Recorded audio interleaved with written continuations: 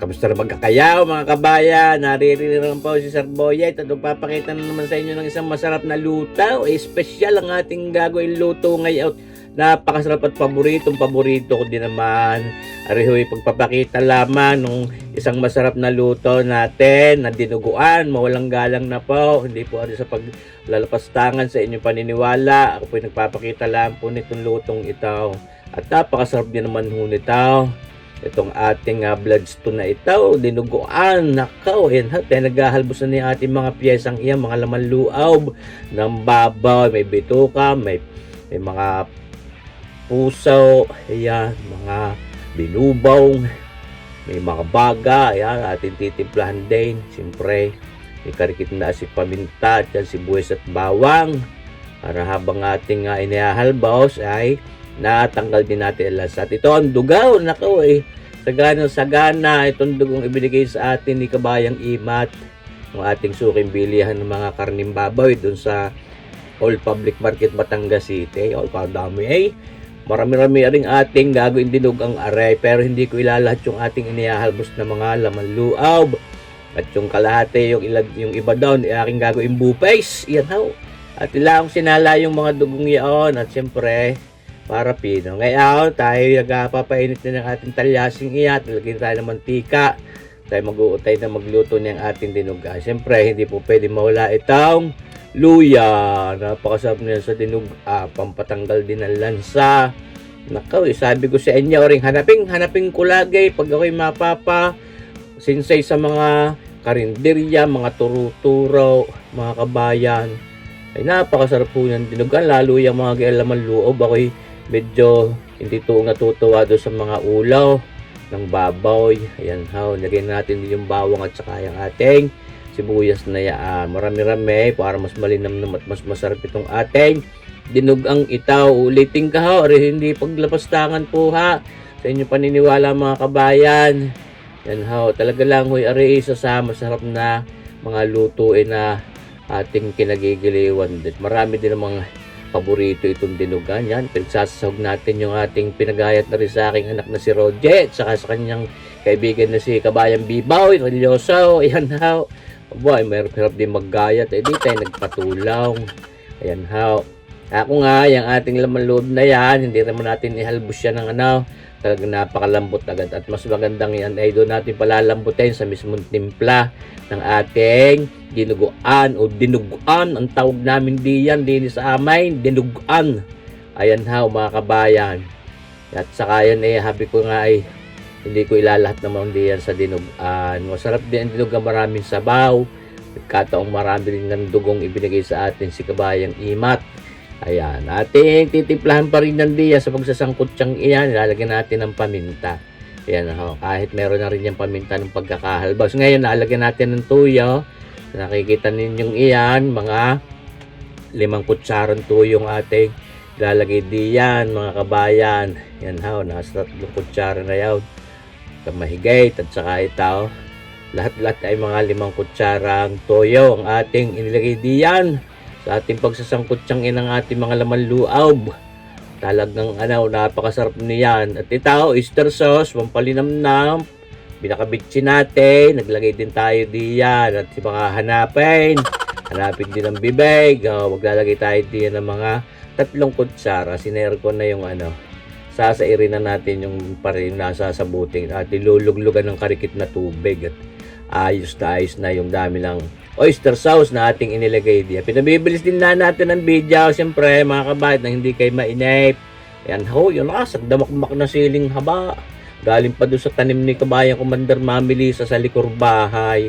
At napakasarap din ho niya siling habang iyan sa mga dinugan. Yan ho, hindi na para basagay dahil lalambot din niya, at kung gustong mahanghang ay di ngalutayin. Tapos ang gagamitin naman natin suka diyan ay may timpla na din, may hanghang na rin, may karikit ng tamis na din, kompletos recados na rin yung sukang ginawa ni Kabayang Commander Mamilisa, yung ating cane vinegar. Di ating sinasangkot sa laing muna ng papagayaan mga kabayan para matanggal pa rin natin lansat. Ito, pampaalat pa rin natin ito, masarap at malinamnam. Yang extra virgin anchovy extract na yan, pinakapatis natin. Yan ho. Lawrence ang brand. Bekenemen. At ito, optional naman yan. Pwede tayo maglagay ng isang pirasong pork broth cube. Yayari-yari na natin. Pwede ding hindi para may drama. Ating niyayari-yari. May pugnaw din kahit isama ko din ang buo. Ayan ha. At ito, karikita patamis, mga kulang-kulang isang kutsaritang brown sugar na putla. Hindi naman para talaga patamisin yan. At karikit lang. At hindi naman yung fruit salad. Kumabaya. At ito, babawas na tayo. Kako nga, yan naman ang ating gagawing bow paste. Yung ating ginawang panimplang iyon ay itutuloy din lang natin. May iba pa tayo mga panimpla na o mga seasoning na ginagamit sa bow paste. Ayan na, sapat na yung ating dinug-aning iyan, mga kabayan. Masarap din sa dinuguan ni marami-rami sa ngayon. Ating sasabaw din na karikit nang hindi siya nagtututong sa napapanood ninyong yan. Sadya ako naglalagay din muna ng tubig bago natin ilagay yung dugo ng utay. Sana'y panuhurin ninyo ng hanggang dulo, aray, mga kabayan. At ito, lalagyan na muna rin natin ng suka iyan sa iyo napapanood na yan. Tunay. Mga kulang-kulang 4 na kutsarang red cane vinegar yun. At ipaangin muna yun. Ang ating hinalo na. Yan tunay. Kaya para pwede na yun na natin lagyan ng dugaw. Smart sitaw. Abay hindi, dinugan Alam nga na mo walang dugo. Kita nyo, paglalagay kong yaan. Utay, tapos huwag nang titigilan ng halaw, mga kabayan. At makukurta ang dugaw. Talagang dire-diretsyong halaw. Ayan Tama lang din ang lakas ng apaw. Huwag napakalakas. Dahil pag ibiglang nasiklot ang dugaw, makukurta. Ayun, nakatulong na rin yung karikit na tubig na inilagay natin diyan, pati yung suka para maiwasan natin na makurta yung dugong yan. Basta yan nga ang technique ko diyan. Di umanaw ay hahaluin ninyo ng dire-diretso habang inyong ibinubuhos yung dugong iyon. Ayan may dugo na Ulitin ko Yan po hindi paglapastangan po Arilahoy talaga napakasarap ng dinugan. Nako, ay tunay naman. Yan Yan yung maglalapot pa yung pinakadugong iyang inilagay natin habang naluluto. Yan tuloy, bagaman aking sinushortcut ang video, ay tuloy talagang paghahalo ko diyang ginagawa. Yan palapit ng palapit sa katotohanan. Ang ganda na ng kulay. Pag yan mapusyaw at mapula pa, hilaw pa yan. Pag sumubra naman ng itim niyan, overcook ang dugo. Nako, ay magaspag na huyot nakakaluog. Yan kukumpletuhin na natin ang paalat na iyan sa inyong napapanood. Naku, ay talagang napakasarap na rin.